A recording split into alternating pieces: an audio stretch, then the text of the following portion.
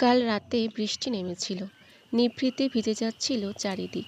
অন্ধকারের বুক চিরে ভেসে আসছিল ব্যাঙের এক টানা ডাক। আমরা বলি রোম্যান্টিক রাত, কখনো আবার বিরক্ত হই সেই শব্দে। কিন্তু ওদের কাছে এই বৃষ্টি জীবনের এক তীব্র ক্ষণস্থায়ী অধ্যায়।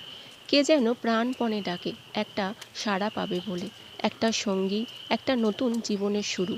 কেউ ডেকে ডেকে সঙ্গী পায়, পরবর্তী প্রজন্মের জন্য প্রকৃতির ভারসাম্য রেখে যায়। আবার কেউ ডেকে চলে অবিরাম, নিজেরই সুরে ধীরে ধীরে ভেসে যায়। বৃষ্টি থামলে থেমে যায় সেই ডাক, তবু গল্পটা থেমে থাকে না, লুকিয়ে থাকে আগামী বর্ষার জন্য। এত ধৈর্য, এত অপেক্ষা ওদের কে শিখিয়েছে? হয়তো প্রকৃতি। কারণ প্রকৃতি চায় তার নিজস্ব ছন্দ, তার ভারসাম্য বজায় থাকুক চিরকাল। এই বর্ষায় না হলে অন্য কোনো বর্ষায়। আমরা জানি না এই ডাকে কতটা প্রেম, কতটা ত্যাগ আর কতটা নীরব প্রত্যাশা লুকিয়ে থাকে।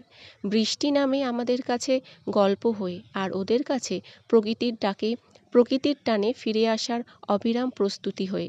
বৃষ্টি থেমে যাওয়ার পরেও ওদের জন্য একটা চিন্তা থেকে যায়।